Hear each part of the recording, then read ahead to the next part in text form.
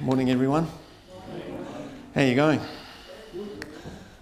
Well, happy Mother's Day for tomorrow, and we remember our mums for all the wonderful things that they do.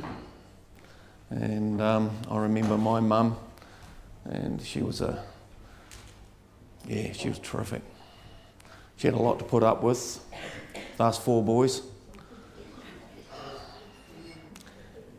She earned her money. Yeah, she did. But, the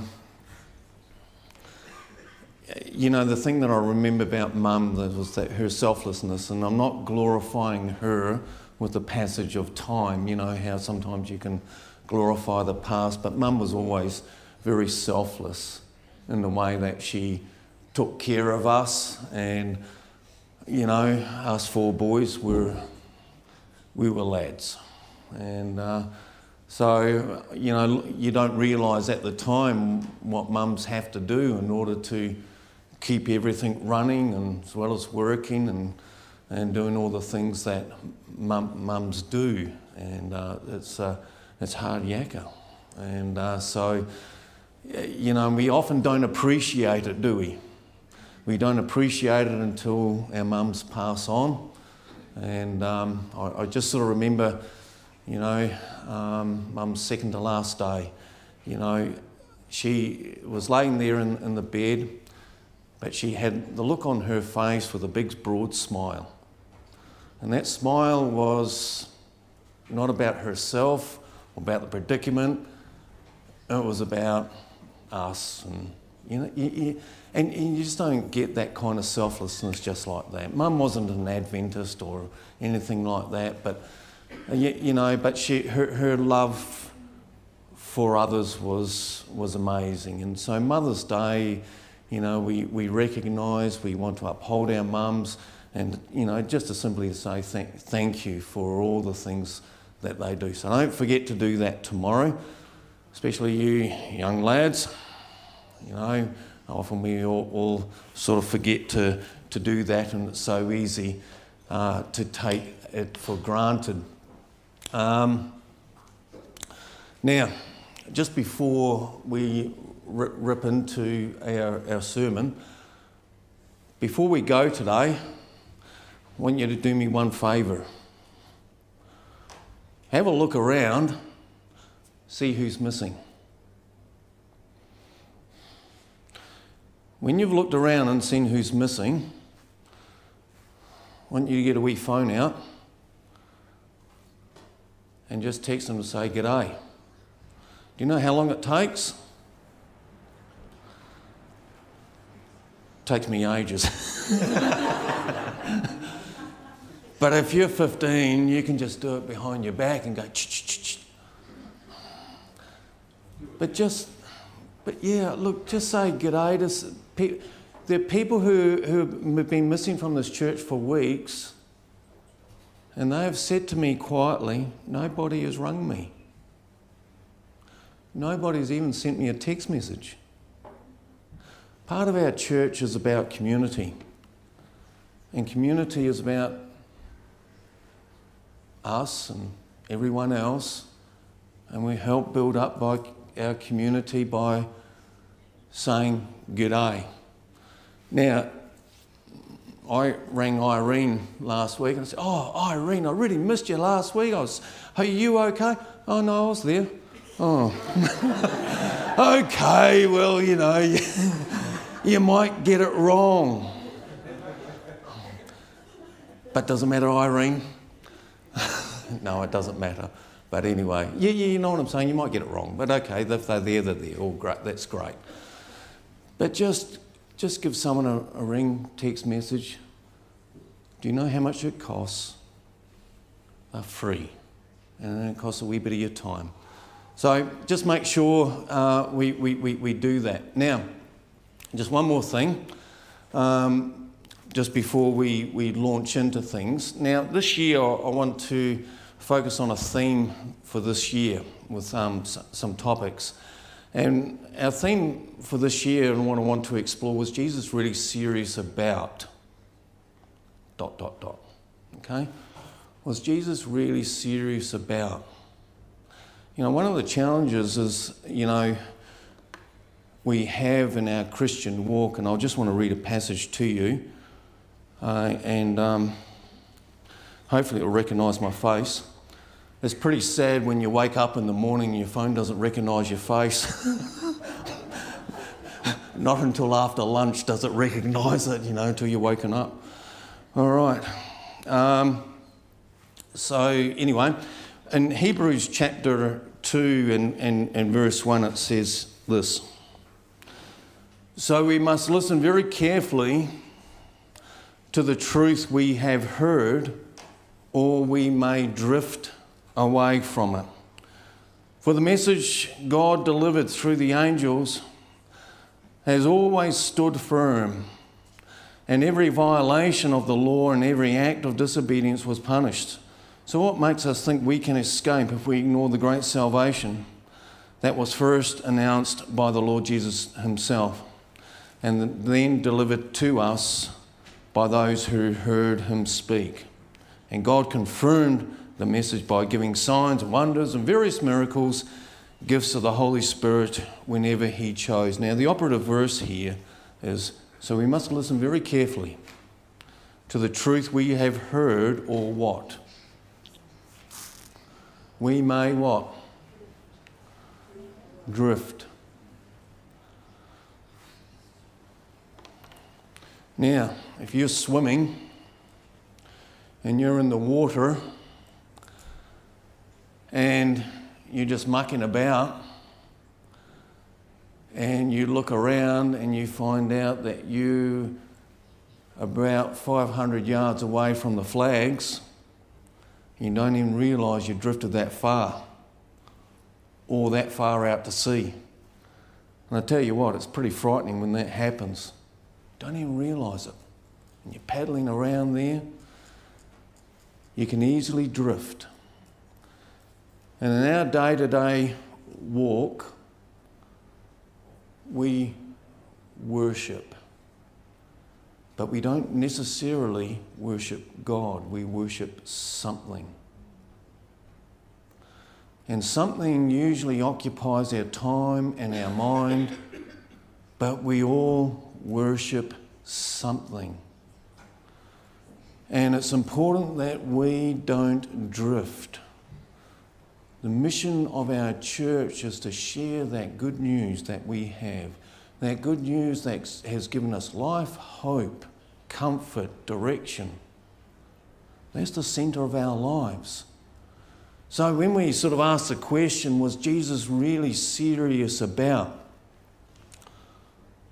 We need to be serious about what Jesus is serious about, And so some of the things we will explore is, was Jesus really serious about forgiveness, freedom, communion, anxiety? And we're going to be looking at, sometimes we get anxious about life and suffering. Was Jesus really serious about giving life to dry bones?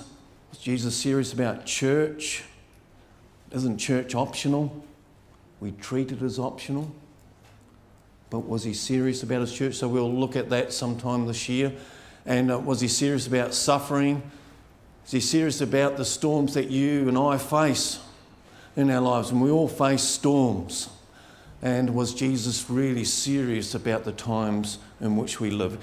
That's sort of like a sample of what we'll be looking at this year. But today we're going to be looking about, was Jesus really serious about forgiveness?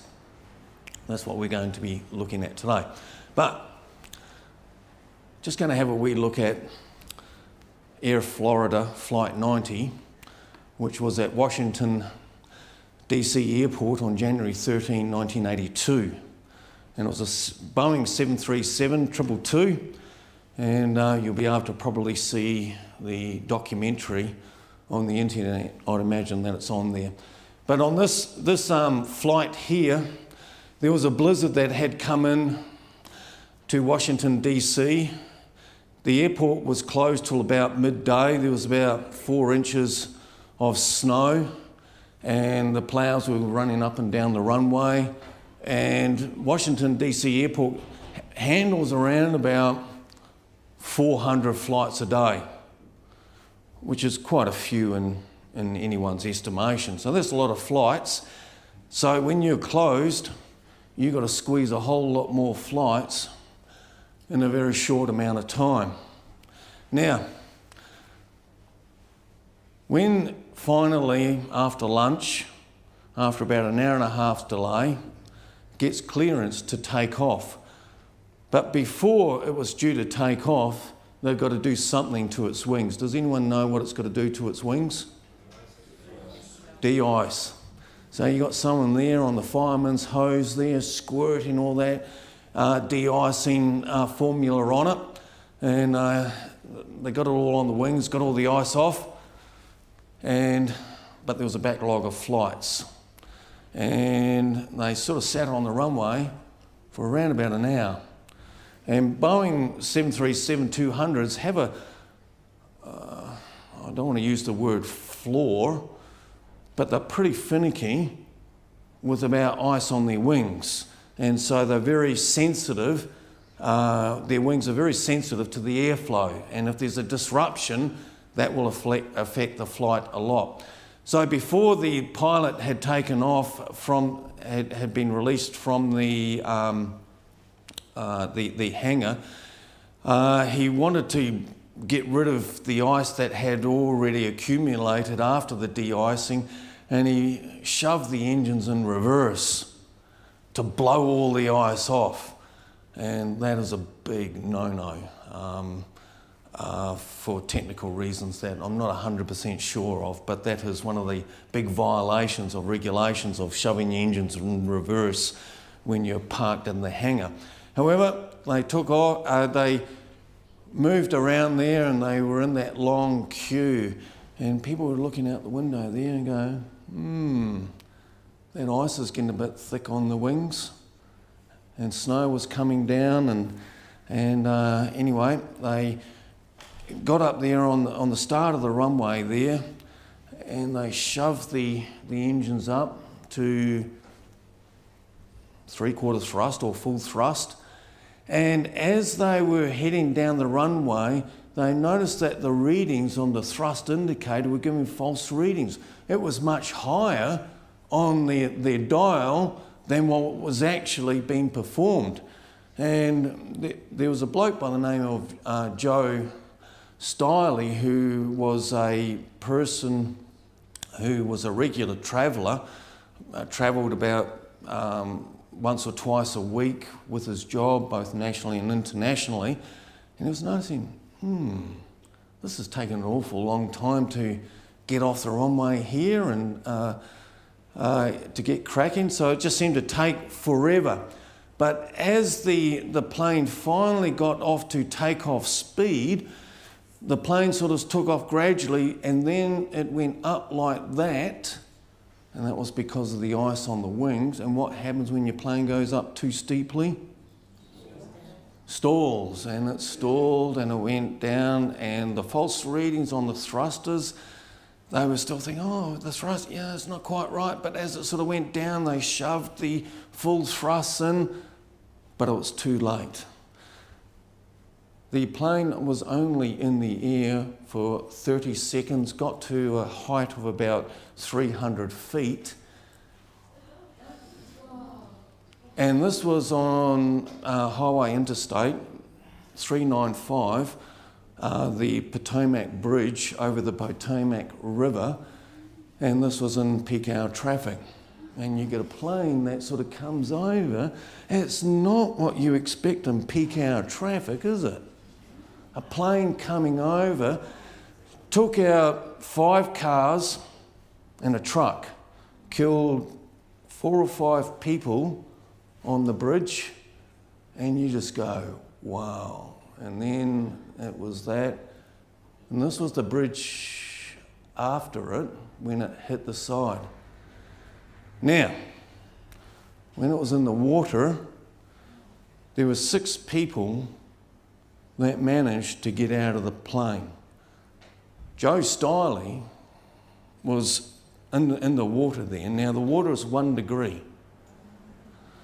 Now, you can survive up to about 30 minutes, which surprised me. I don't think you could survive that long in that water for 30 minutes. You're paddling around there. And in that river, there's quite a bit of ice around. The control tower didn't know where the plane went. They knew that they had lost contact with the plane, but they didn't know where it was. Eventually they got the call to the rescuers, but the boats could not get to it because of the ice, and so they got a police chopper. But the police chopper was not geared up to make rescues like this out of the river. And so you got 6 people there in the river, including Joe Stiley. Joe Stiley was strapped into his seat. Joe Stiley, who I said to you earlier was a regular air traveller, when he was on the runway and when it actually took off, he said to his assistant next to him, brace yourself. Before he knew it was even going to crash, before he even went up like that, just brace yourself. So he went into the brace position. So he knew that they were going to crash. And so when he was underwater there, he had 67 broken bones.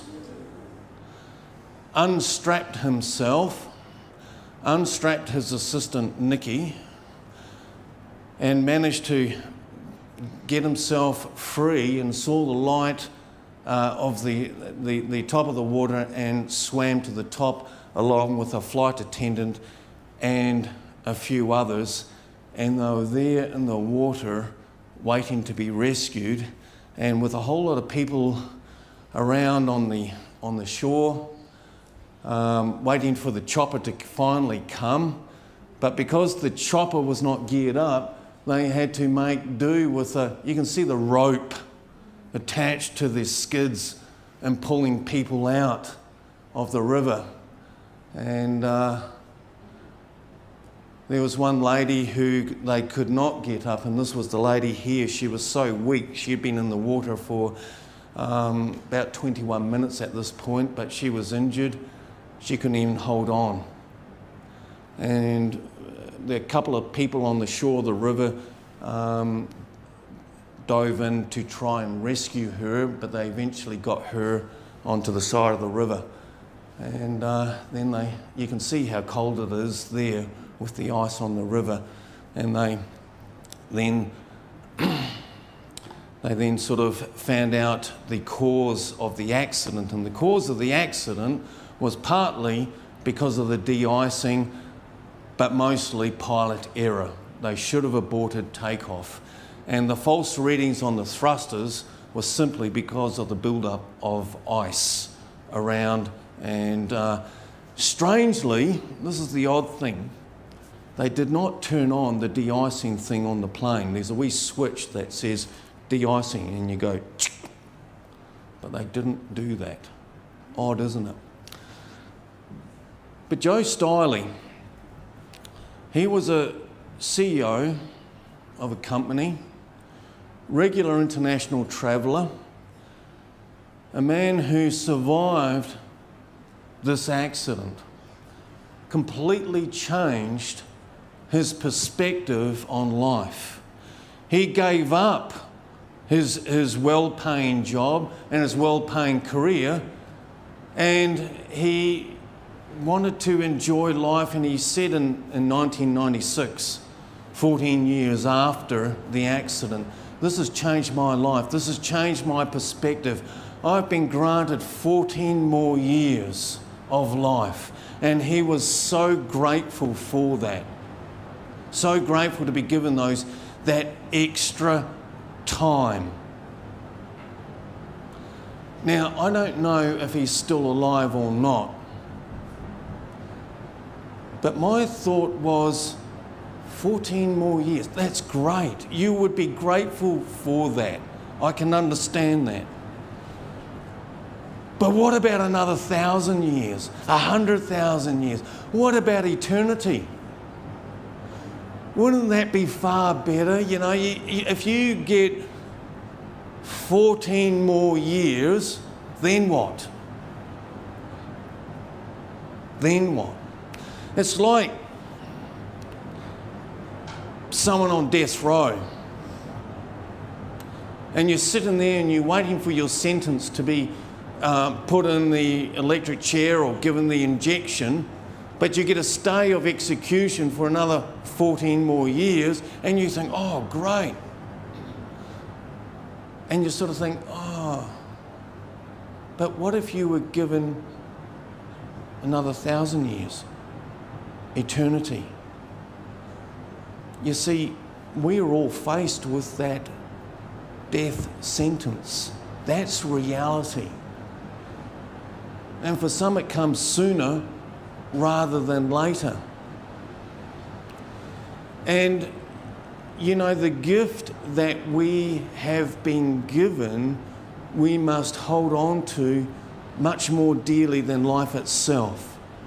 That is the most precious gift that God has given us. You know, but there is a problem that God faces when forgiveness is granted. There is a problem that God faces. Can you imagine that God would ever have a problem? Now, I'm going to take the long way around to answer that question, because at the end of this, I want us to appreciate the cost of salvation much more than when we first arrived. So, I'm going to ask you to indulge me to take a long way around. We're going to look at Genesis 1, and you're going to be wondering, what's that got to do with forgiveness? And then we're going to look at Mark chapter 2. And then we're going to have another look at that flight at the end, because there's something else in that flight that is absolutely fascinating. So we're going to have a wee look at Genesis chapter 1.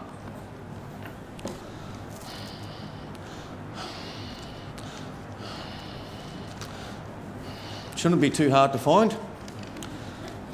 All right.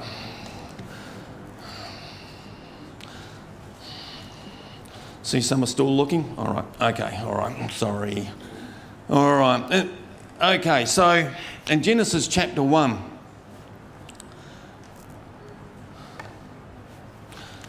it says here, in the beginning, God created the heavens and the earth was formless and void, and darkness was over it.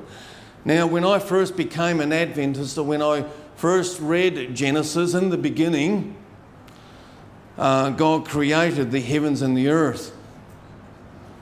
And I went, really? You know, because I was a great evolution fan.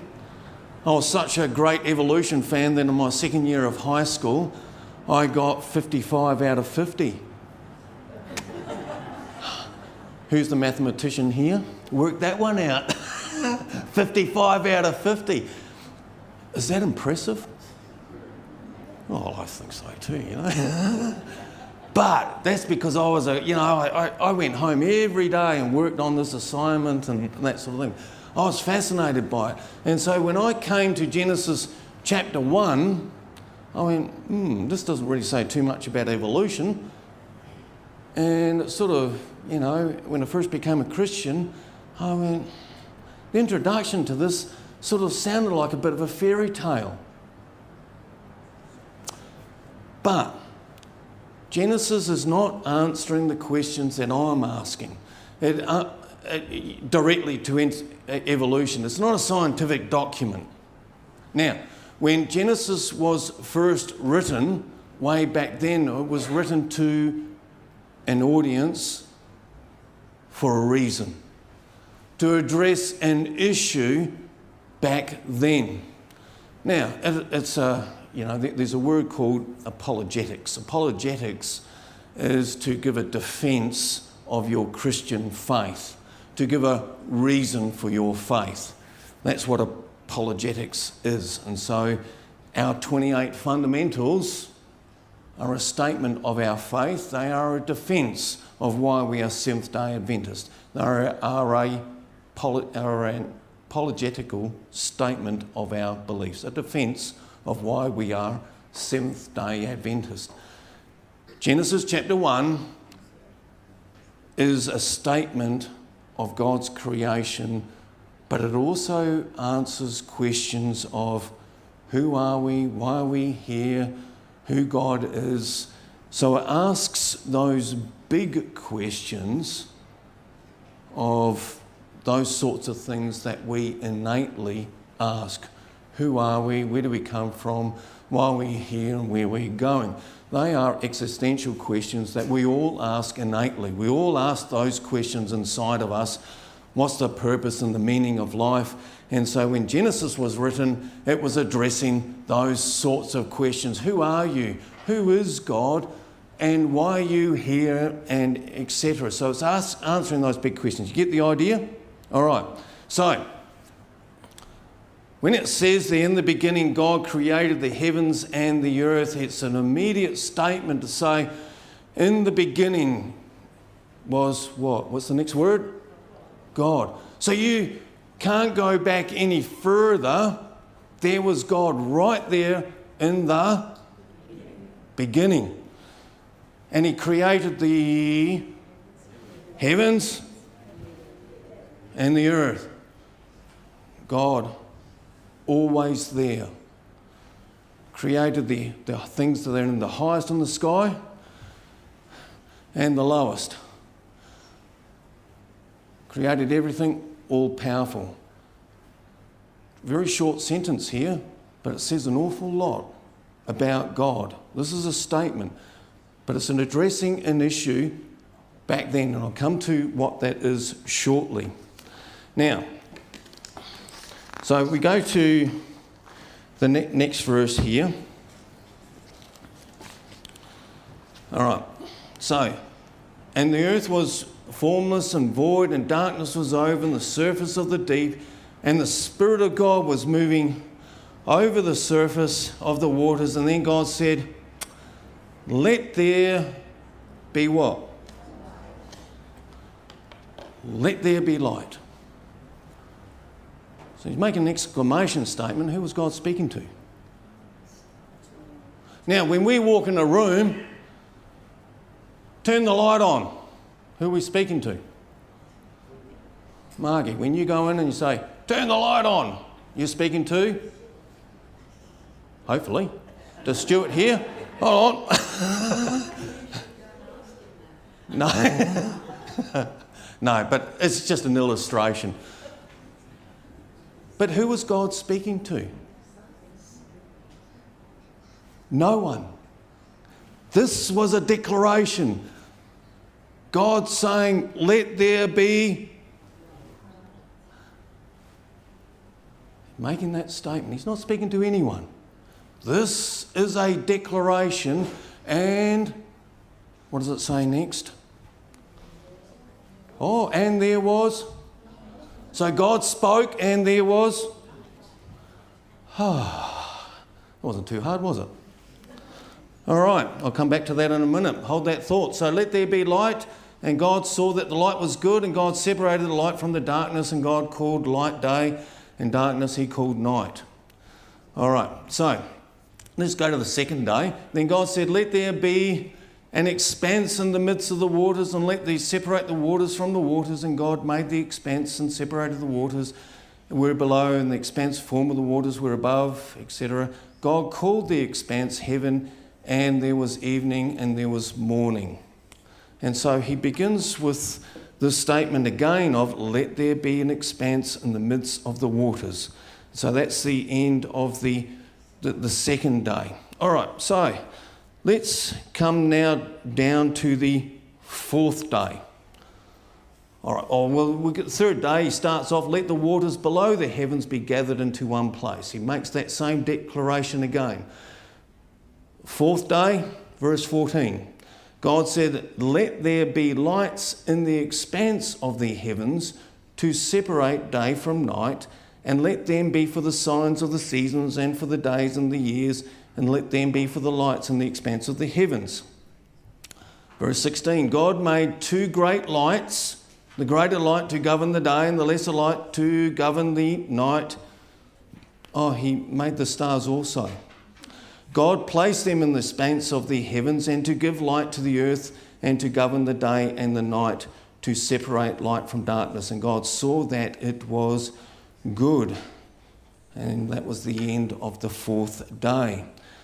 So God said in the start again, let there be lights. And so what's he creating here? What's he creating? The sun, which he calls the greater light to rule the day, and the lesser light to rule the night. And this is to govern the days, the seasons, the months, the year. Now, why does Genesis describe it as the greater light, the lesser light? Why not call it the sun and the moon? Wouldn't that be easier? Now, this gives us a clue as to the audience to which Genesis is written to. It's written to the pagans and to the cultures around there. And when the different creation accounts, the worlds came out of gods who were created. You remember what it says in the beginning? God. God was already there. Oh, hang on, in our creation accounts, gods were created. And out of chaos, gods were created, and out of blood and gore and fighting and that, the worlds were created as they saw it. But, and there was an awful lot of chaos, an awful lot of effort, and God says, let there be light. And there's this idea of effortlessness. Now, I want you to hold on to that word because this is important when it comes to forgiveness. And this creation in Genesis, this is effortless. Let there be light. And there was. Oh, that was easy. And so then he talks about the greater light and the lesser light. Now, he doesn't use the word the sun and the moon. Why? Well, it just happens to be the same words as the sun god and the moon god. So there won't be any confusion here. So he calls it the greater light, lesser light. Now, when God created the greater light and the lesser light, they were to do what? Rule the day, rule the night. That's all. Now, if anyone else was looking around in the other cultures and they read that and they go, oh, no, you can't say that.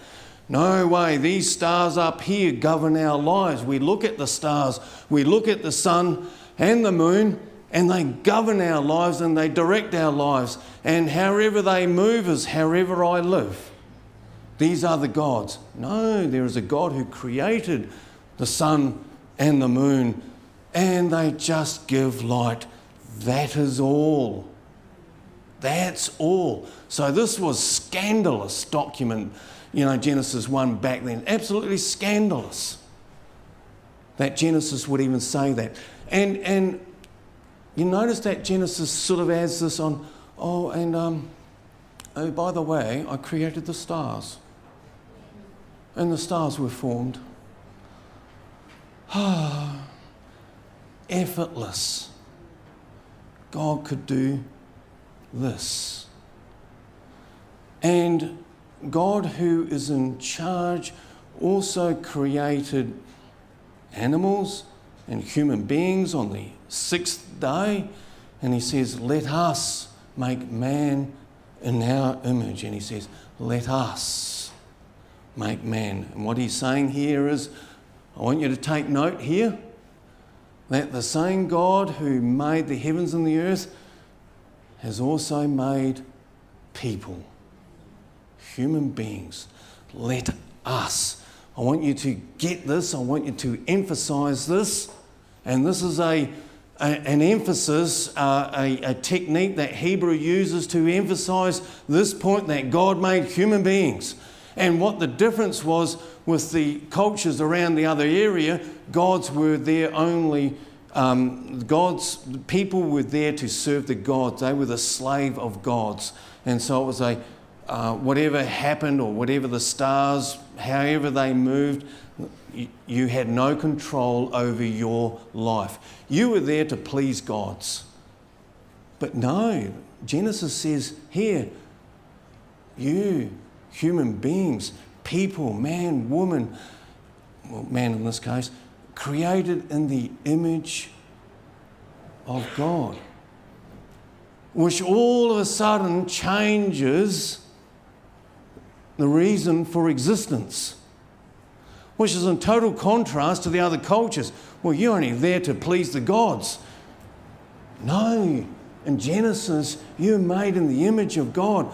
God brought order out of chaos, got all these physical elements, just spoke them into the existence, and man came into existence, brought order out of chaos. And then what we find on this, at the end of the sixth day, God completes the physical creation, and on the seventh day, which is the climax, God creates holy time. Creates the physical world 6 days, holy time on the seventh day. And so that is the climax of the creation event. But what we find in Genesis after the creation, God brings order out of what again? Chaos. We find that there is spiritual chaos that emerges very soon when Adam and Eve eat of that tree. The same God who spoke into existence the entire world now faces a problem with the emergence of sin in this world. What is that problem? Well, it's how to deal with that sin, but I want to illustrate this, and this is when we will go to Mark chapter 2.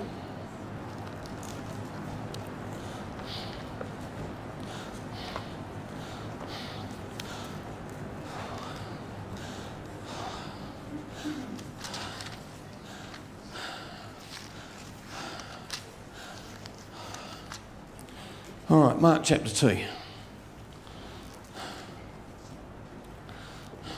Now, there's a few surprises here in this text. This is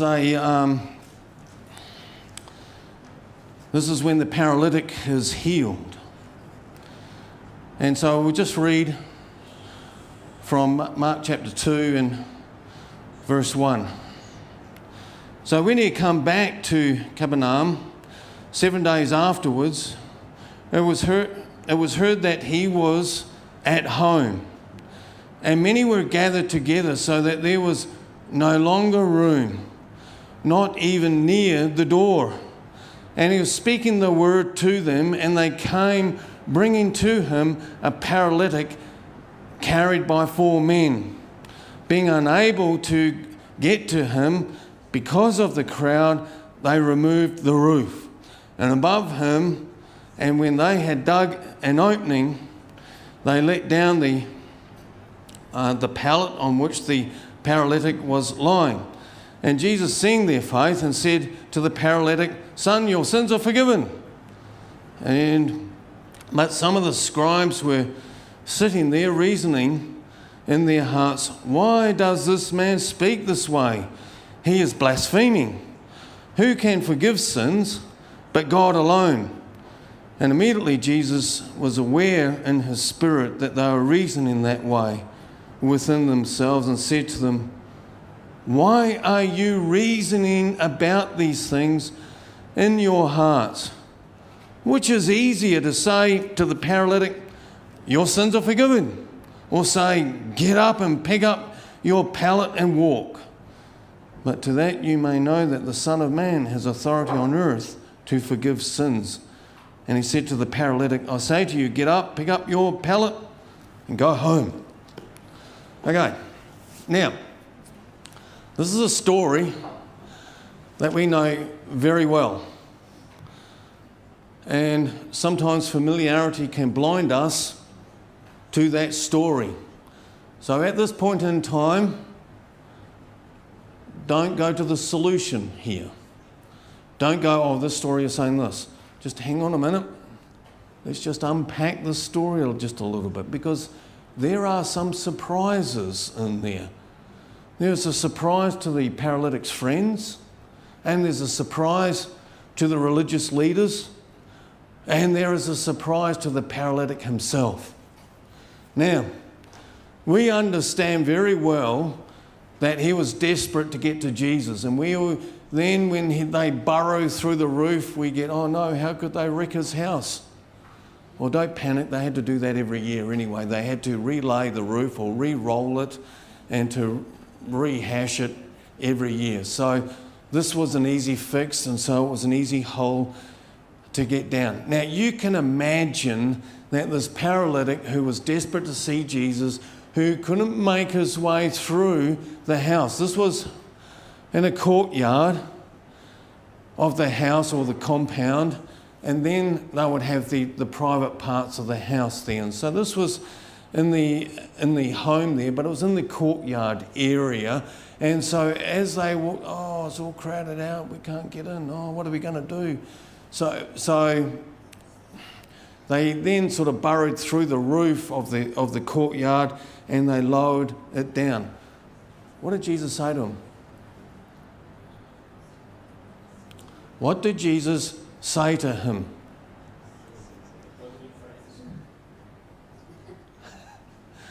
What was his first words? Your sins are forgiven. Jesus spoke. A little bit like Genesis 1 here. All right? Now, he spoke here, your sins are forgiven. Hang on. I'm paralysed here. What would someone be expecting if you are going there to be what? Healed. And so to the people who are going around there, who were standing around there, and trust me, all 100 eyeballs were on this because they come through the ceiling there. So that was a surprise to everyone. And then as they're lowered there, they're all having a look there, what's going to happen now? And the religious leaders there were going, stroking their long beards there. We're looking, waiting to pick fault. Everybody was focused, and Jesus then says, what does he say again? Your sins are forgiven. Well, at this point, the Pharisees are incensed. The crowd are going, what's that got to do with his paralysis? He's paralysed. So they're scratching their heads here.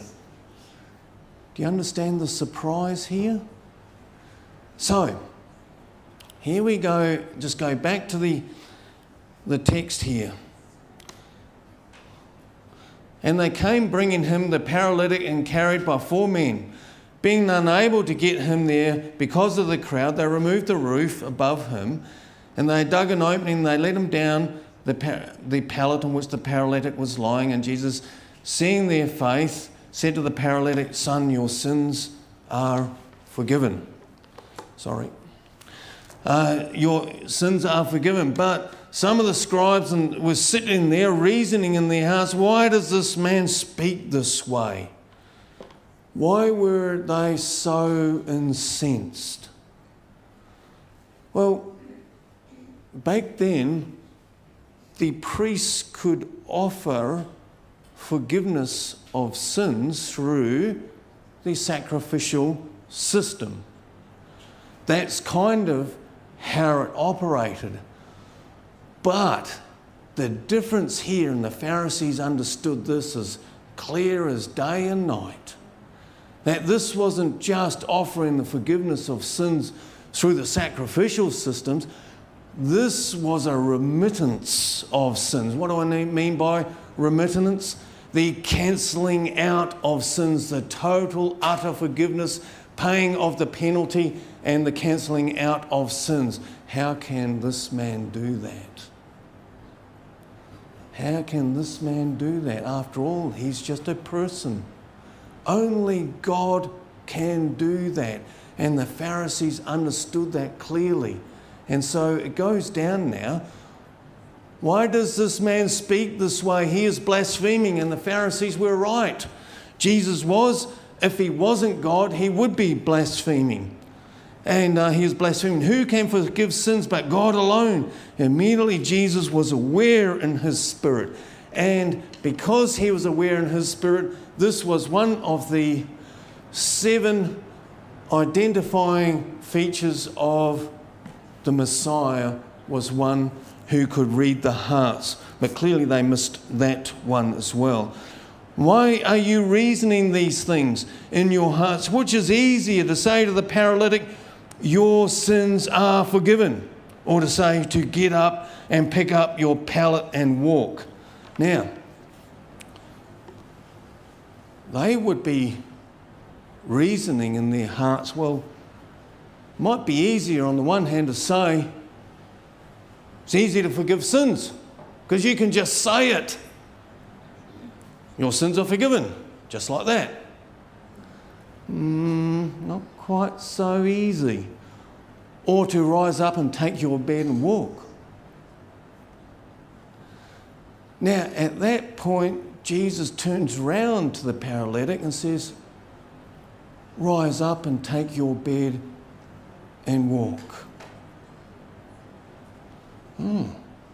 So everyone gets to see this miracle here.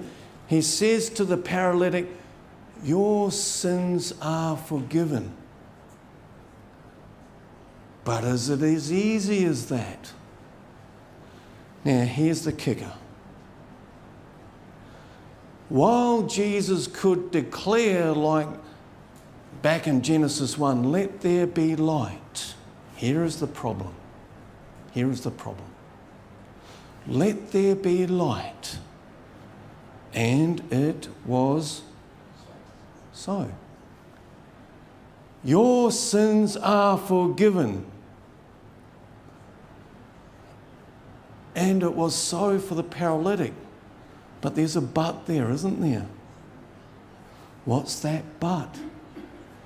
You see, here's the problem for God. While God could declare that the sins were forgiven, the problem was when Jesus said that to him, he knew that could only happen if he went to the cross to forgive his sins, to pay that penalty. He could not just say, your sins are forgiven. And so when he declared that to the paralytic, he was saying that in order for that to become a reality, in order for that remittance to become valid, I have to go to the cross. I have to suffer that. I have to be nailed. I have to be ridiculed. The crown of thorns, stripes, to be spat on, to be tortured, have those nails driven through. I have to go through all that you might live. Let's go to Exodus 34, verse 7.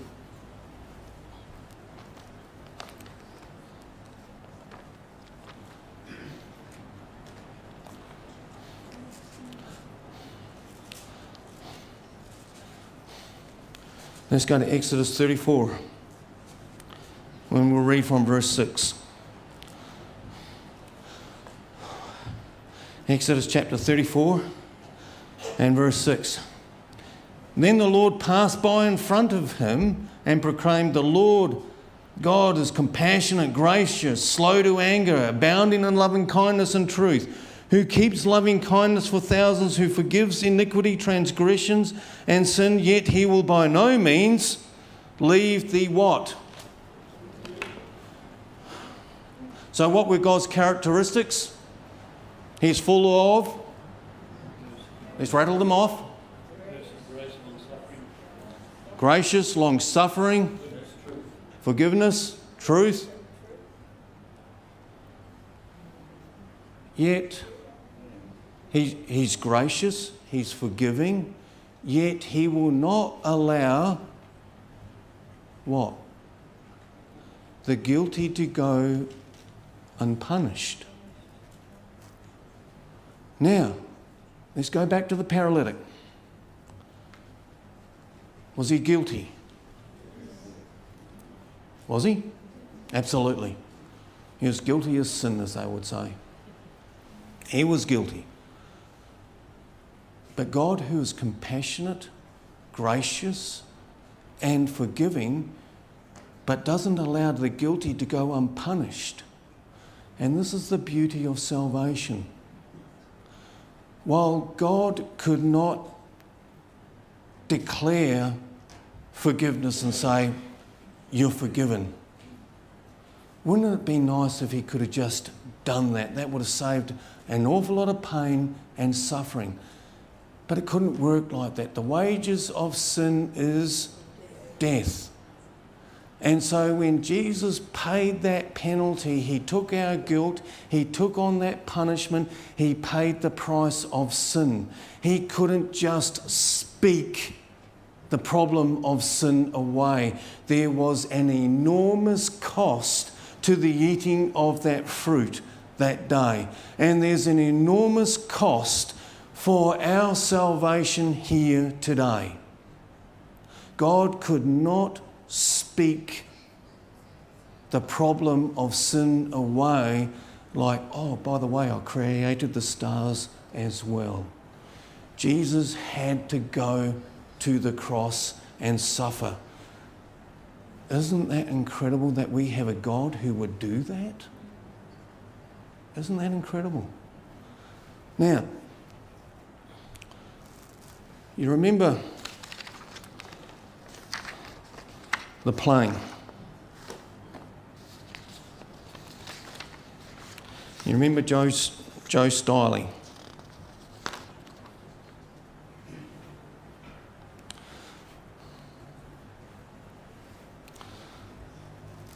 There was a sixth man there, and there were 5 who were rescued that day. 12 months later, Time magazine wrote an article on it and said that there was a 6th man who had drowned, and just simply said that. And then there came a curious investigative reporter who found out from the various testimonies of those who were survivors. Now, as the people were being helped up, it was very hard to see, but there was a man here who was holding on to the wreckage. As the rope came to him, he then passed it on to another person who was then rescued and hauled up. Then when the rope came down to him again, the rope went to another person. He handled it to another person. 4 times he did that. Then when they came back to rescue him, the wreckage rolled over, and so he went down and perished and drowned. And Arnold Williams saved the lives of 5 people by passing the rope to other people. You imagine being in water that is 1 degree and you're numb and frozen and you want to live. And you pass that rope on to the other person. Joe Stiley, as I mentioned earlier, was given an opportunity to live for another 14 more years when he shared his testimony, his account of what happened that day. He was grateful for that 14 years. There's a bridge named after him. He was given the gold medal for life-saving that he was posthumously given to him, that he might give life. And so, in the same way, Jesus has given us a rope that we might have life and life eternal. But that rope that he has extended to each one of us has come at an enormous cost. And God could not just speak just like that, you are forgiven. That cost came with him going to the cross. When we go through each and every day, let us come to a greater appreciation of the sacrifice that Jesus has made for our lives. And that response of that gift is that we want to serve him each and every day. Jesus has given you that rope to hold on to. Reach out, grab it with both hands, because it's great news.